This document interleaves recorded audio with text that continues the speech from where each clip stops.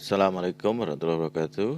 Selamat datang kembali di perkuliahan pengantar kajian budaya Introduction to Cultural Studies. Pada kesempatan ini kita akan berkuliah tentang 3 wujud kebudayaan ya, yang akan menjadi framework berpikir kita tentang bagaimana mempelajari kebudayaan dalam perspektif kajian akademik. Kita kembali kepada definisi kebudayaan sebagai satu sistem yang kompleks, ya, sebagai keseluruhan dari pengetahuan, keyakinan, kesenian, moral, hukum, adat istiadat, dan semua kemampuan dan kebiasaan lain yang diperoleh oleh seseorang sebagai anggota masyarakat. Ya. Jadi tidak terlepas dari konteks sebagai satu kumpulan manusia yang kemudian kita biasa sebut sebagai masyarakat. Pandangan ini disampaikan oleh Taylor dalam Houghton and Chester 1956. Kemudian kita akan juga mencoba memahami apa itu potensi budaya. Ya. Potensi budaya itu secara klasifikasinya kita biasa mendengar, yaitu cipta, rasa, dan karsa. Di dalam cipta itu kita berbicara tentang kemampuan berpikir yang menimbulkan ilmu pengetahuan, sedangkan dalam rasa kita akan berbicara tentang karya seni dan kesenian. Kemudian karsa yaitu kehendak untuk hidup sempurna, mulia dan bahagia yang menimbulkan kehidupan beragama dan kesusilaan. Pada karsa ini melekat kehendak hidup kita untuk hidup, tidak hanya untuk bertahan hidup, tapi kita ingin hidup yang baik, ya, hidup yang sejahtera, hidup yang damai, hidup sentosa, hidup yang tentram, dan segala macam impian kita tentang kehidupan. Seorang sarjana Barat Honigman mengatakan bahwa kebudayaan itu mewujud dalam 3 bentuk, ya. Yang pertama itu dalam bentuk gagasan, yang kedua dalam bentuk aktivitas, yang ketiga dalam bentuk artefak, ya. Pada prinsipnya semua kebudayaan itu mewujud dalam 3 dimensi ini. Ya, kalau kita bicara yang pertama gagasan atau wujud ideal, itu kita melihat kebudayaan sebagai kumpulan ide-ide, kemudian ada gagasan, ada nilai-nilai, ada norma, ada peraturan, ya, dan sesuatu yang bersifat abstrak, atau sesuatu yang tidak dapat diraba atau disentuh, ya. Pada dimensi ini kebudayaan itu terletak di dalam pikiran, ya, di alam pikiran, ya, manusia dan sekumpulan manusia yang tergabung dalam komunitas, ya, dan itu kemudian berpindah bentuk, ya, bisa dalam bentuk karangan, bisa dalam bentuk karya-karya tulis, ada dalam bentuk karya sastra, lagu, drama, dan berbagai manifestasi dari gagasan itu, ya. Jika kemudian kita ingin melihatnya dalam bentuk tulisan, kalau kita ingin melihatnya dalam bentuk lain-lain, kita akan menangkapnya di dalam misalnya keteraturan, ya, bentuk-bentuk keteraturan, kesepakatan-kesepakatan bagaimana kita mengatur hubungan satu sama lain, ya, tetangga, lingkungan. Kemudian di lingkungan itu kan juga berbagai macam, ya, ada lingkungan kerja yang kita pahami hari ini, ada lingkungan tempat tinggal, ada lingkungan sekolah, dan lingkungan pergaulan lainnya, ya, yang kita jalani sebagai manusia. Jadi kalau dalam dimensi ini kebudayaan itu adalah konsep, ya. Konsep artinya dia berada di tataran benak manusia, ya. Misalnya bagaimana sih hidup yang damai, apa definisi damai, apa definisi tentram, makmur itu apa, itu gagasan, ya. Kemudian bagaimana mewujudkannya, itu gagasan juga, ya. Misalnya masyarakat yang tentram itu menghormati hak orang lain, ya, toleransi, ya, kemudian menghargai karya orang lain. Dengan cara ekspresinya adalah kita tidak mencuri karya orang lain. Kemudian kumpulan ide-ide ini menjadi satu sistem yang kita yakini sebagai kebudayaan itu, ya kemudian termanifestasi. Ya. Nilai-nilai itu berada misalnya di ranah idealisme, idealistik ya. Apa yang kita maksud ideal itu adalah hidup yang paling baik ya, paling diidealkan di dalam benak kita. Kalau kita mengenal terminologi utopis ya, utopis itu seperti gagasan tentang masyarakat madani ya, masyarakat yang yang secara ekonomi baik, secara sosial sehat, secara fisik kuat dan seterusnya. Itu bayangan kita tentang idealisme ya, sesuatu yang ideal ya. Tapi pada prinsipnya manusia tidak pernah mencapai level itu ya di dalam kehidupannya ya. Utopis itu ada di dalam gagasan, tapi kita berusaha menuju ke sana setiap harinya. Kapan itu? Apakah kita akan sampai di sana? Itulah perjalanan peradaban ya.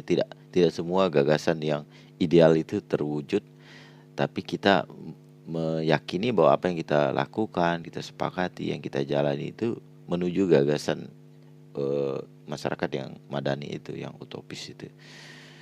Kemudian nilai-nilai ini diyakini oleh kumpulan masyarakat, misalnya tentang bagaimana tata krama itu nilai ya, nilai-nilai yang diyakini itu kemudian dimanifestasikan di framework, diberikan parameter bagaimana itu mewujud di dalam kehidupan ya. Ini kita sebut norma kemudian ya. Jadi nilai itu sumber dari nilai itu adalah gagasan tentang sesuatu yang kita yakini sebagai kualitas terbaik yang ada di dalam gagasan kita ya. Kemudian norma-norma itu adalah cara kita mengatur diri kita dan semua elemen dari masyarakat itu untuk disiplin pada nilai-nilai yang kita yakini itu. Nah, norma-norma ini tidak bersifat aturan yang kemudian bisa kita pahami langsung. Misalnya, kalau kita bertamu ke rumah orang itu kita tahu waktunya, itu namanya kita sadar norma ya. Misalnya di masyarakat Sasak yang mayoritas dan memang terlahir Muslim, kita tahu waktu bertamu yang baik itu tidak pada saat sholat maghrib misalnya. Itu artinya kita memahami nilai yang dipegang masyarakat itu dan norma yang mengaturnya itu. Kemudian ini bisa jadi diatur ya. Nah, diatur ini namanya peraturan ya. Misalnya kalau laki-laki bertemu perempuan ya, apa sih normanya? Oh, tidak boleh kalau bukan muhrimnya. Itu namanya idealisme nilai kemudian diterjemahkan dalam norma. Kemudian kita bilang membentuk peraturan ya. Peraturan itu mengatakan bahwa kita nggak boleh bertamu dengan lawan jenis yang tidak muhrim kita di tempat yang seperti apa dan bagaimana gitu. Itu kemudian dinyatakan dalam peraturan ini kemudian disepakati dan itu menjadi hal yang mengikat satu sama lain di dalam satu komunitas atau masyarakat. Kemudian itu bersifat mengikat tidak hanya ke dalam internal, tapi juga mengikat pihak eksternal yang masuk ke dalam masyarakat itu. Nah, sehingga kita bisa melihat bahwa di manakah kita bisa melihatnya itu, kita nggak akan bisa melihat fisiknya karena itu makanya disebut sebagai sesuatu yang abstrak. Kemudian wujud kebudayaan yang kedua itu aktivitas ya. Aktivitas itu suatu tindakan berpola atau yang sering disebut sebagai sistem sosial yang terdiri dari aktivitas-aktivitas saling berinteraksi, mengadakan kontak, bergaul ya menurut pola-pola tertentu berdasarkan adat tata kelakuan. Kemudian dia lebih konkret dibandingkan gagasan tadi ya, karena dia bisa dilihat perilakunya, pola perilakunya ya. Dia bisa dilihat gerakannya, bisa dilihat kita bisa lihat bagaimana itu diwujudkan dalam gerak tubuh, dalam tingkah laku, di dalam ekspresi yang kita kemudian bisa menangkap aktivitas itu. Misalnya ya, aktivitas yang kita bagaimana kita bertamu ke rumah orang, ya, cara duduk, kemudian cara kita membuka pembicaraan. Kan tingkah kita itu, berbicara kita itu adalah tindakan, ya. Kata apa yang dipilih, ya. Kemudian bagaimana nada suaranya ketika berbicara, bagaimana bahasa tubuhnya, bagaimana dia menggunakan alat-alat tubuhnya yang lain untuk menunjukkan rasa hormat, mungkin kesopanan dan seterusnya. Dan pola bergaul ini adalah hasil dari yang tadi itu ya, dari gagasan tentang sesuatu yang ideal, kemudian norma-norma, ya, aturan-aturan yang kemudian mengatur aktivitas tindakan kita. Tapi tidak sebatas itu ya yang dimaknai aktivitas, ya. Aktivitas juga bisa dalam bentuk karya seni, ya, misalnya tari-tarian, kemudian ritual, ya, kemudian tradisi yang bisa dipertontonkan, misalnya kalau dalam masyarakat Sasak membaca lontar pada acara atau hajatan apa dan seterusnya. Kemudian kita hadiri roah atau syukuran, ya, itu adalah aktivitas, ya. Dan itu kemudian menjadi bagian yang tak terpisahkan dari masyarakat itu, ya. Misalnya di masyarakat Sasak, orang meninggal itu acaranya banyak, ya, dari hari pertama, kedua dan seterusnya, ya. Itu adalah aktivitas yang menunjukkan, kita sebut di dalam kebudayaan Sasak itu disebut gawe pati atau roah yang terkait dengan kematian, ya. Kemudian sistem mengatur itu, ya, kapan dilakukan, siapa yang melakukan, apa isi dari aktivitas itu, ya, yang ideal menurut masyarakat, yang disepakati oleh masyarakat. Kemudian bagaimana peristiwa itu kemudian menjadi berharga, ya. Bagaimana pihak-pihak merasakan manfaat dari aktivitas itu. Itulah, ya, itu yang berbentuk ritual, ya. Kalau berbentuk seni jelas, ya, dia adalah hasil dari mengekstrak, mengambil sari nilai dari sebuah kebudayaan, ya, kemudian dia ekspresikan, ya. Misalnya tradisi tanam padi kemudian diterjemahkan dalam gerakan tari, nah, itu aktivitas, ya. Kemudian itu konkret, itu terlihat dan bisa kita lihat, bisa kita amati, bisa kita catat, bisa kita bandingkan dan seterusnya, ya. Kemudian setelah aktivitas kita akan melihat artefak, ya, sebagai salah satu wujud kebudayaan. Artefak itu kita pahami sebagai hasil dari aktivitas, ya. Tadi kita berbicara gagasan, aktivitas, dan hasil dari aktivitas itu adalah artefak, ya. Kalau dia berbentuk benda, ya. Kalau dia berbentuk tingkah laku namanya perbuatan, ya. Dan karya masyarakat berupa benda-benda yang dapat diraba, dilihat dan didokumentasikan, itu disebut artefak. Wujud kebudayaan ini adalah wujud yang paling konkret di antara ketiga wujud kebudayaan. Kenapa dia dikatakan konkret? Karena dia sesuatu yang bisa kita sentuh, ya. Dia tidak abstrak, dia tidak lagi berupa gagasan, dia tidak lagi berupa transfer nilai dan norma dalam bentuk gerak tubuh yang masih harus kita terjemahkan gerakan-gerakan itu, atau bacaan-bacaan atau ucapan-ucapan. Untuk artefak ini kita udah bisa melihat bentuknya langsung. Misalnya kalau kita amati kitab suci, ya, kitab suci Al-Quran, ya. Ya, misalnya kita amati kitab suci Al-Quran, ya. Dari desain sampul, isi dalam, bagaimana dia ditampilkan, ya. Itu idenya apa? Mengagungkan asma Allah, menyampaikan firman Allah, merupakan kitab suci. Yang disampaikan adalah wahyu, yang memiliki wahyu adalah Allah. Maka segala upaya dilakukan untuk menunjukkan kesucian dari kitab suci itu, ya. Dari sampul isi depan, tengah sampai belakang itu didesain sedemikian rupa untuk menimbulkan sebuah ekspresi tentang kesucian dari kitab suci itu. Ya, jadi ketika kita melihat fisiknya, kita tahu bahwa ada apa yang di dalam fisik itu. Nah, tapi yang bisa kita sentuh, kita raba, kita pegang, kita amati bentuknya itu disebut artefak ya. Kitab suci ini kan berkembang dari masa ke masa. Dulu ditulis di kulit unta, ada di daun lontar, ada di plastik ya, sampai ada di kertas, sekarang di digital ya. Tapi dia benda digital itu berbeda ya, itu hal pembicaraan yang berbeda ya.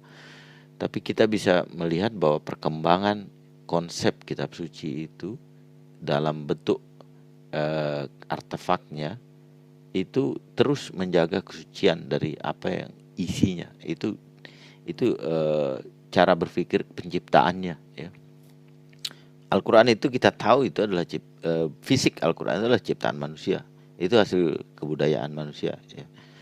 Karena di situ ada dekorasi, ada ornamen, ada warna, ada corak dan seterusnya. Itu secara artefak dia adalah karya manusia. Tapi di dalam artefak itu memuat firman Allah ya. Kemudian itu diusahakan sedapat mungkin untuk menampilkan cara menyajikannya itu ya, supaya betul-betul merepresentasikan apa sih benda ini gitu. Begitu juga dengan benda-benda yang fungsional ya. Kalau yang tadi kita bicara benda-benda yang memiliki memiliki nilai yang agung ya, seperti kitab suci. Benda-benda hasil kebudayaan lain yang fungsional itu memiliki, kita sebut ya, tipologi yang khas ya. Contoh ya, alat potong di masyarakat NTB memiliki perbedaan alat potong ya. Misalnya kita ke Bojo, masyarakat Bojo, ke Samawa, kemudian kita ke Sasak ya. Alat potong besar yang untuk memotong kayu yang agak besar, kelapa dan seterusnya, umumnya kita tahu itu jenisnya adalah parang ya. Tapi di masyarakat Bojo misalnya, parang itu punya nama lain ya. Namanya cila misalnya. Tapi pada prinsipnya itu parang ya, secara tipologi ya. Tapi apakah tipologi itu kemudian menyeragamkan bentuk? Enggak ya. Cila di Bojo itu memiliki bentuk yang khas ya. Kemudian kita ke kebudayaan lain juga kita akan melihat keunikan, kekhasannya dari konsep parang dalam masyarakat itu. Kalau di masyarakat Sasak misalnya batik ya. Batik itu ternyata punya jenis-jenisnya. Batik timpas yang lebih pendek besar, tujuannya untuk memotong kelapa, kulit kelapa ya, mengupas tangkel kelapa kata orang Sasak gitu. Kemudian memotong daging ya. Kemudian untuk memotong batang-batangan itu jenisnya agak panjang misalnya. Nah, ini artefak ini fungsional ya. Artefak fungsional ini dia punya penciri-penciri ya yang khas. Dengan fungsinya mungkin sama ya, satu sama lain ya, tapi pada ekspresi bentuk itu beragam ya.